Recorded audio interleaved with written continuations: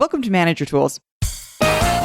Today's cast, Managerial Economics 101, 102, and 103. Reporting, delegation, and coaching. The questions this cast answers are, what is managerial economics? What does managerial economics mean for delegating? And what does managerial economics mean for coaching? If you want answers to these questions and more, keep listening. Hey folks, if you're listening to this cast, you're probably a manager or want to be one. And if you haven't attended our Effective Manager course, I got to tell you, you're missing out on maybe our most popular product in terms of the number of people who come to trainings.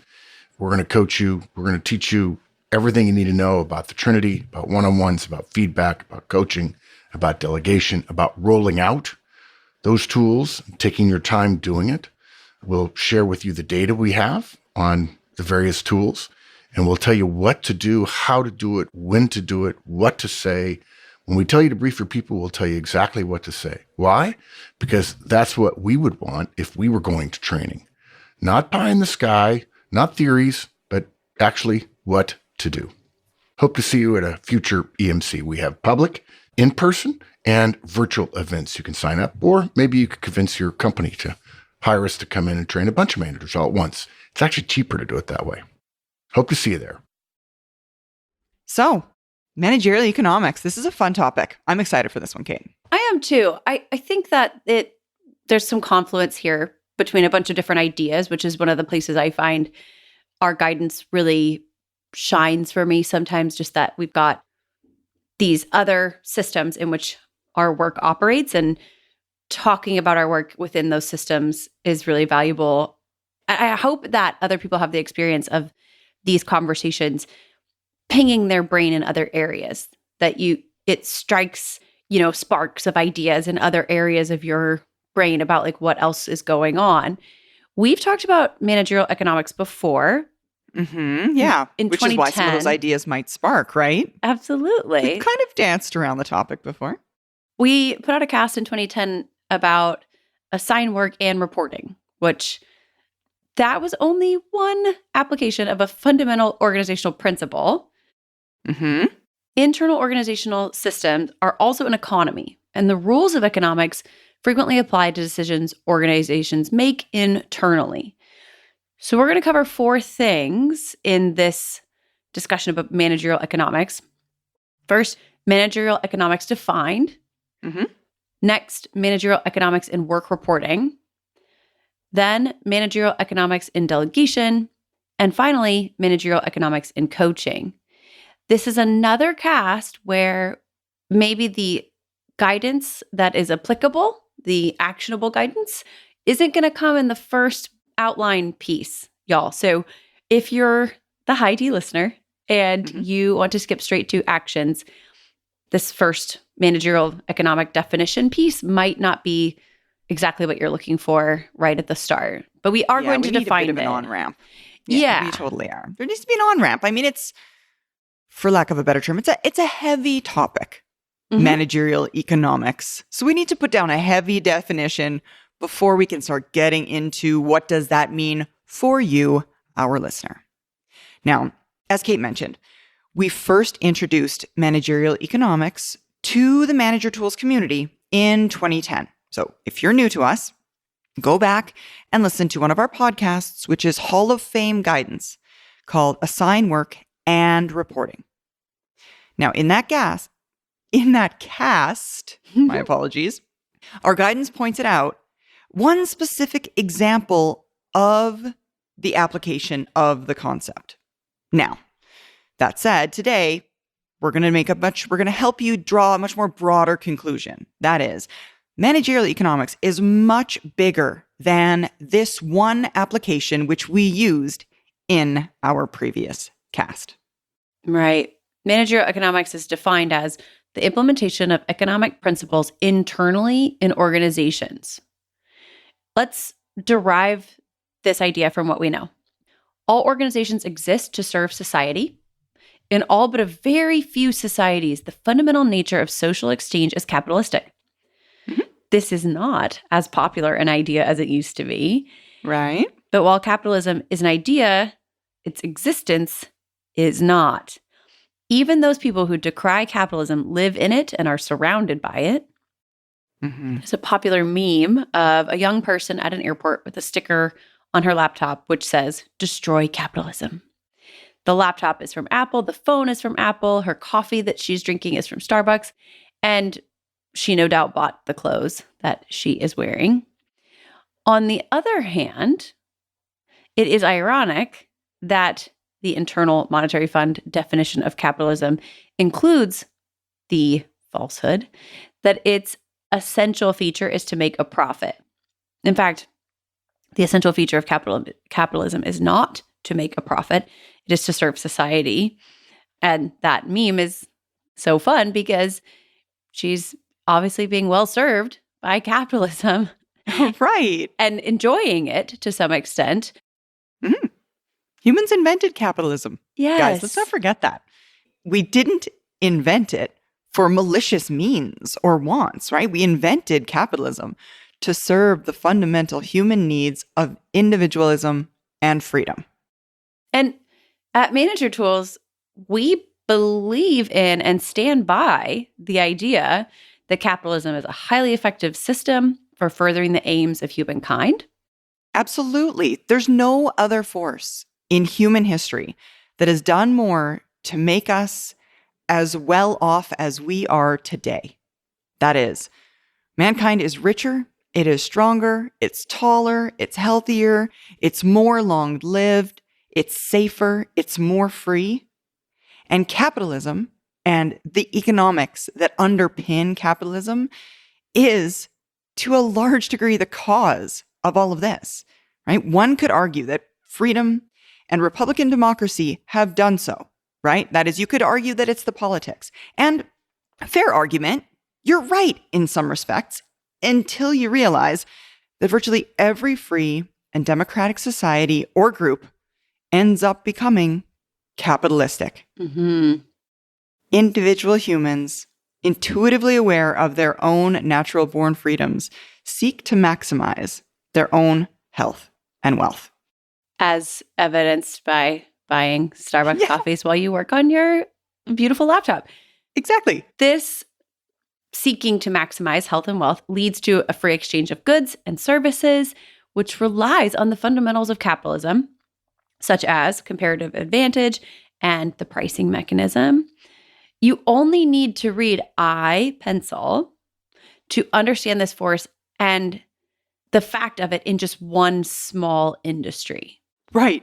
Pencils, very small. Yeah, very, very discreet in what they do. They create pencils. But if you read that, is it an essay? I think it's an essay, officially. Yeah, that's a good way to... You can buy it on Amazon. It's cheap. It's very easy to read. It's actually quite a fun read, too. iPencil. We recommend.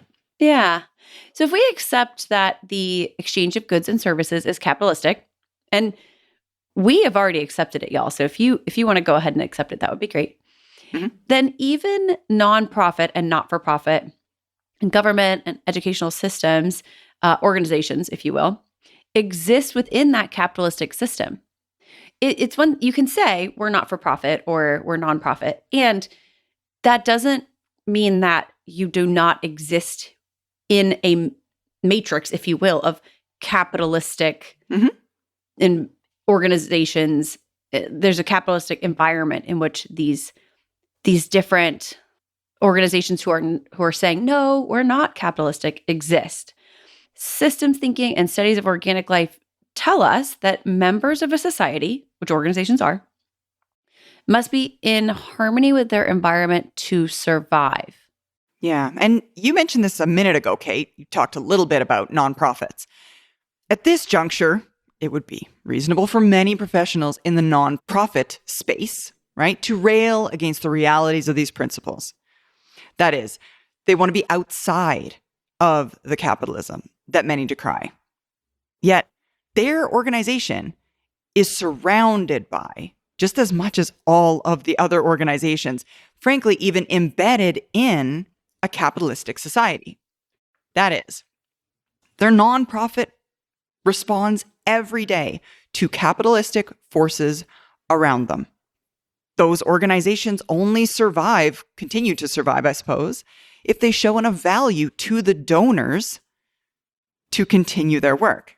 Mm-hmm. And if they don't, their capital, a word which capitalism is derived from, their capital dries up and they cannot pay their associates, nor can they complete their nonprofit mission.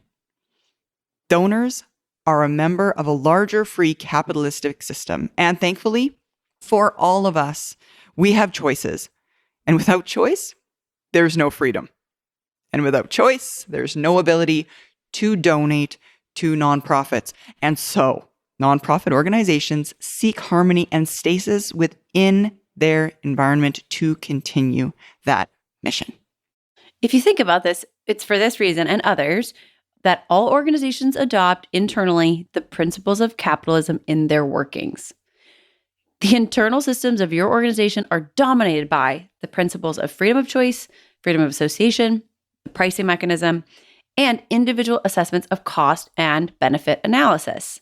Mm-hmm. If you think, for example, about some simple ideas that we all kind of take for granted, for the thought process here, it's maybe helpful to consider that you probably pay more for things that you value more.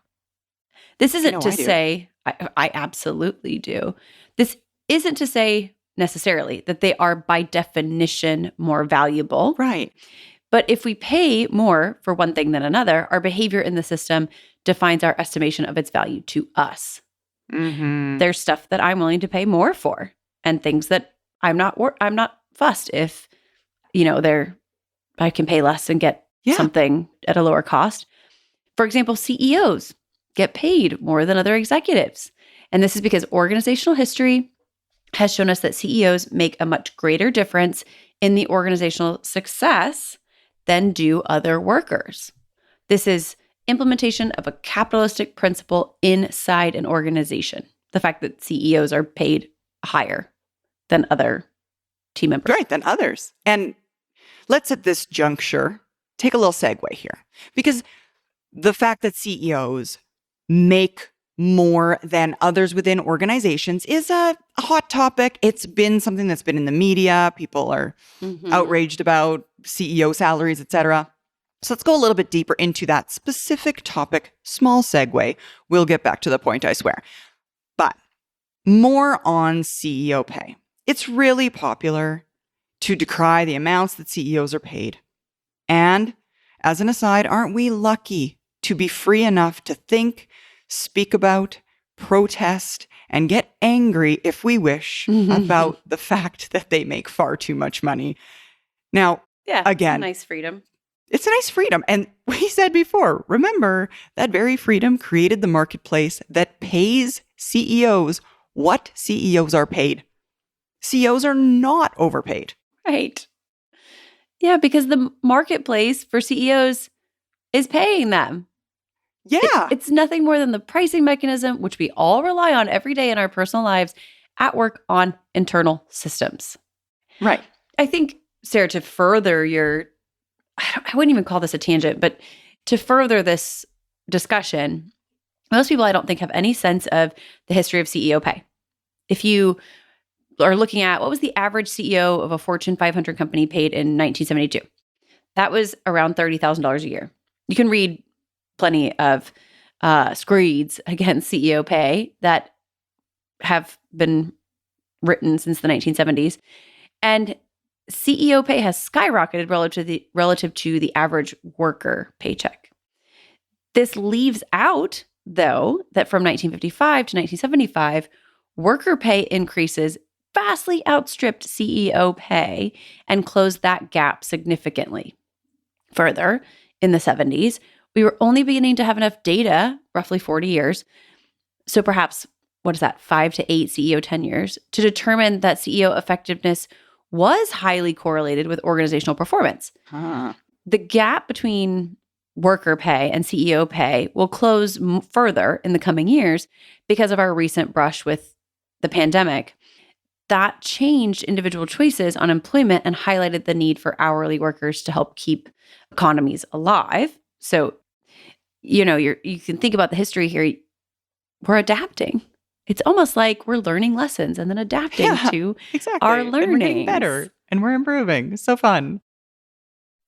Hey folks, October 25 and 26 this year in Chicago, again this year, 2022, is our M Conference.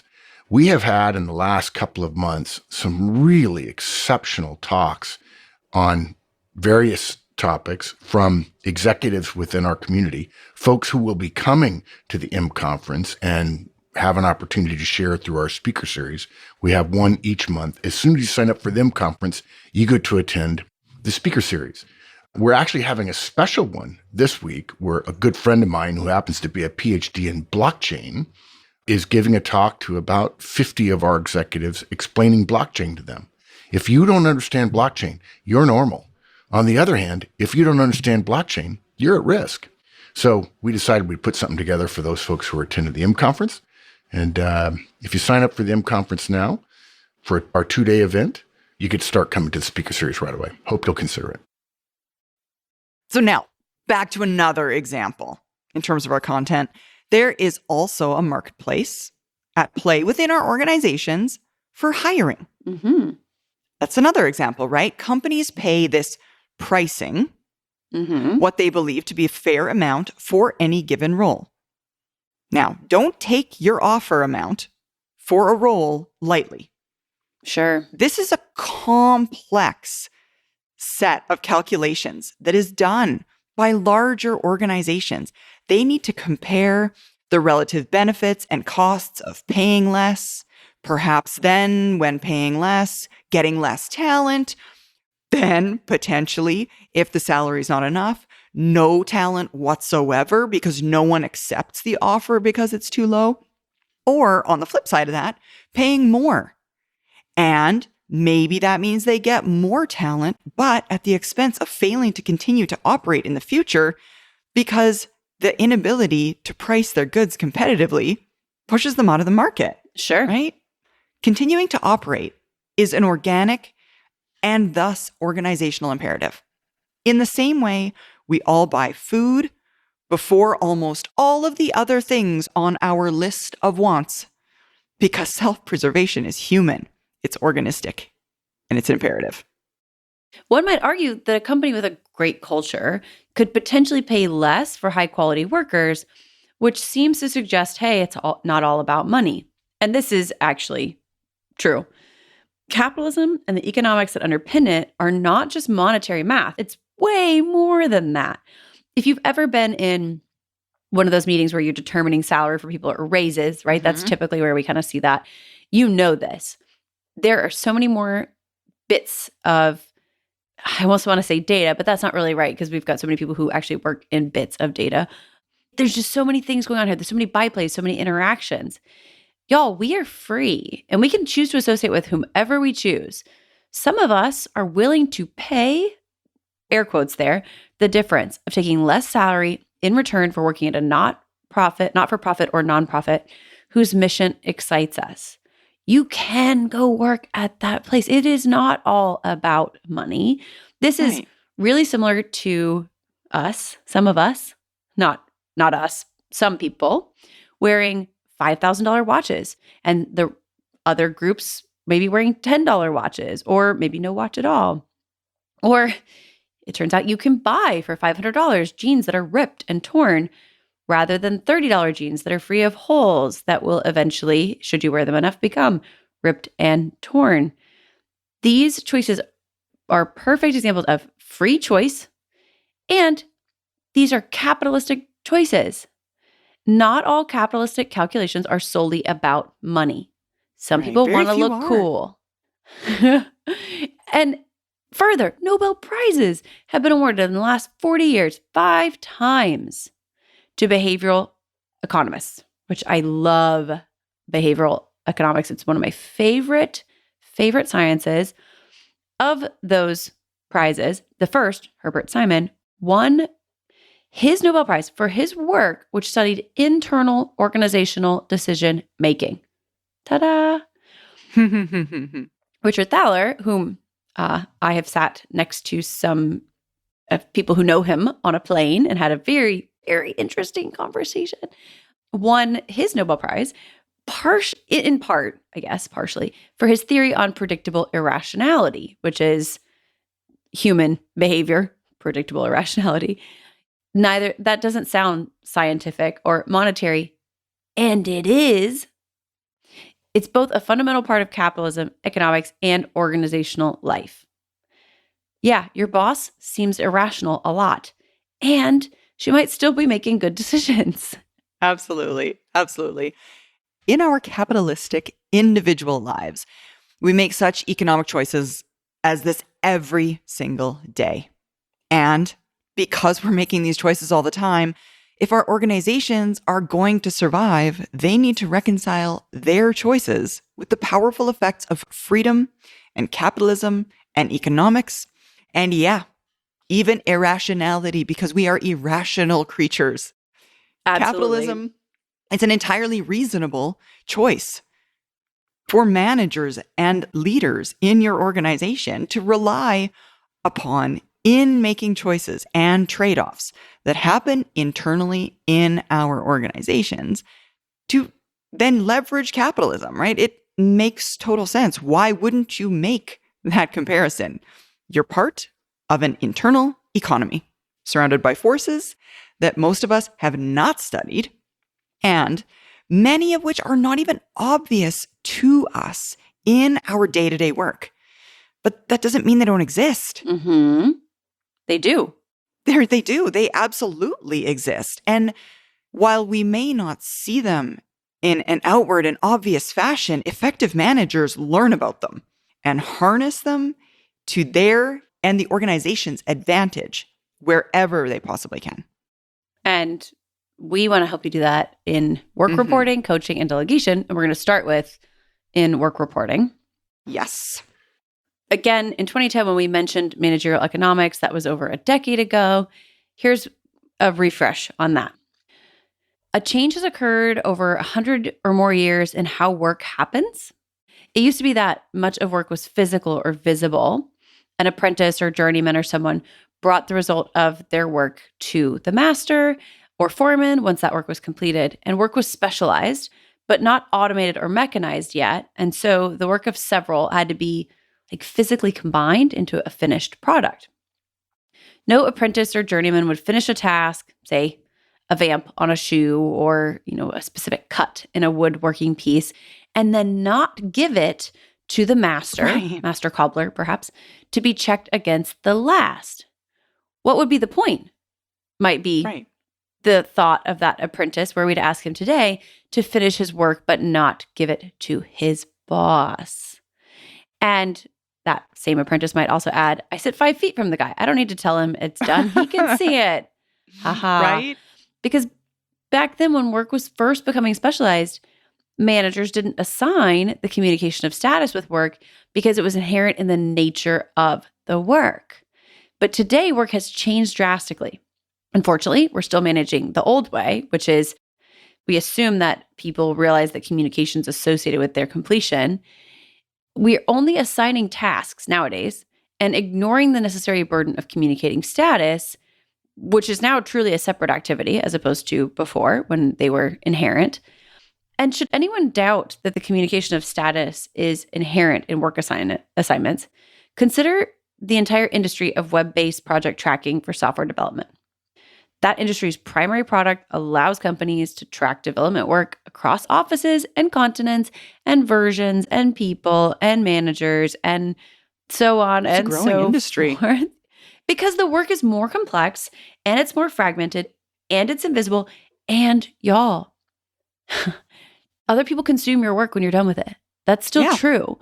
Companies are spending money to track work because we as managers don't understand it's part of our job to do it ourselves. And so we aren't doing it. Exactly.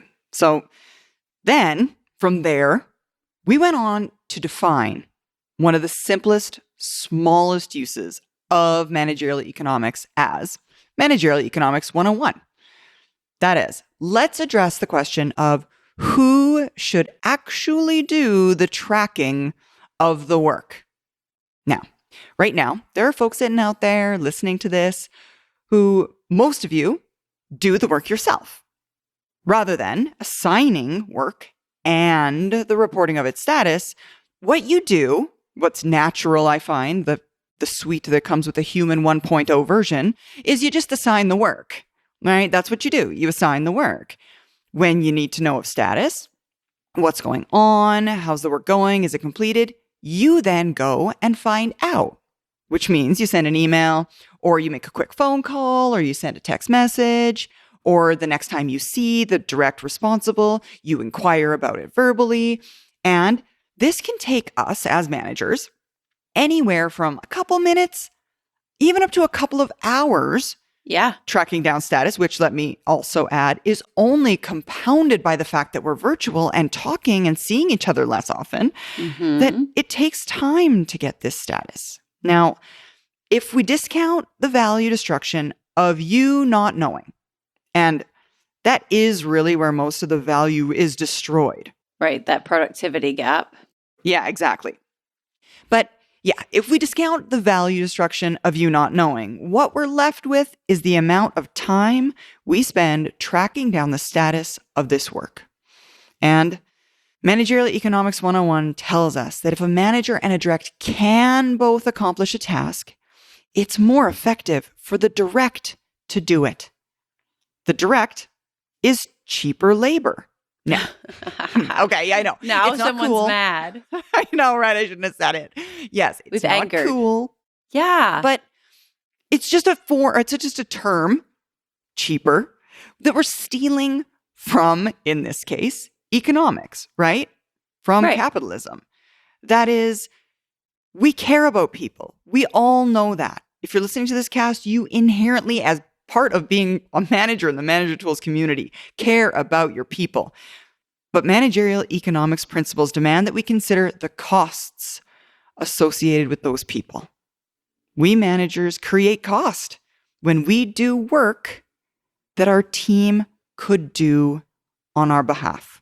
Yeah, we have these kinds of discussions a lot, right? We have internal resources. Maybe you have internal resources and you choose to assign things to them rather than your contract people because you know that that's an out-of-pocket expense. We have conversations like that internally.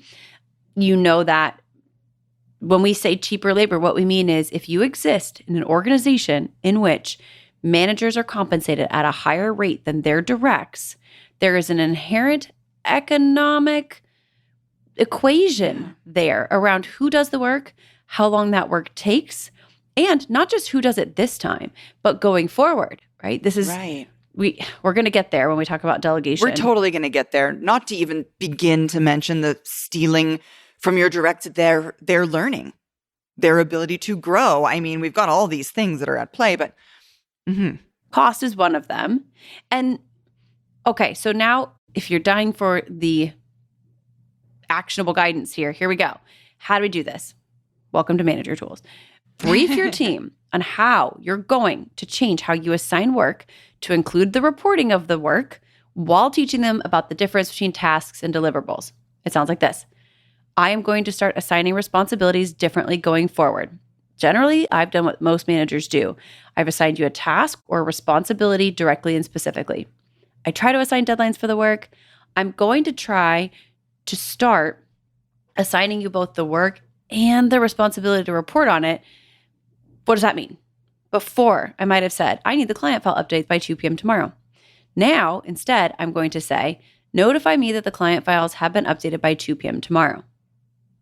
It might seem like a small change, but it's actually pretty big for me. I spend a lot of time tracking down status.